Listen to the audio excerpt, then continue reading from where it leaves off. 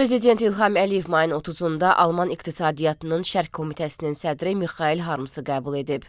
Söhbət zamanı dövlətimizin başçısının Mixail Harmsla həmçinin Almaniya biznes dairələri və şirkətlərinin nümayəndələri ilə görüşləri məmnunluqla xatırlandı. Almaniya prezidentinin ölkəmizə səfərinin ikitərəfli münasibətlərimizin, o cümlədən iqtisadi sahədə əlaqələrimizin genişlənməsində rolu vurğulandı. Azərbaycanla Almaniya arasında müxtəlif sahələrdə, o cümlədən iqtisadi ticari sahədə əməkdaşlığın inkişaf etdiyi bildirildi. Mixail Harmsın ölkəmizə səfərinin səmərəli olacağına və iqtisadi əməkdaşlıqla bağlı gündəliyimizin müzakirəsi üçün yaxşı imkan yaradacağına ümidvarlıq ifadə edildi. Qonaq bugün qarşılıqlı iqtisadi layihələrlə bağlı Azpromo ilə yol xəritəsinin imzalanacağını qeyd edərək, bu məsələdə Azərbaycan prezidentinin siyasi dəstəyini vurğuladı. Görüşdə Azərbaycanda mövcud olan əlverişli investisiya şəraitinə toxunularaq, bu xüsusda Alman iş adamlarının ölkəmizə sərmayə yatırmaları qeyd edildi və iqtisadi əlaqələrin perspektivlərinə dair fikir mübadiləsi aparıldı.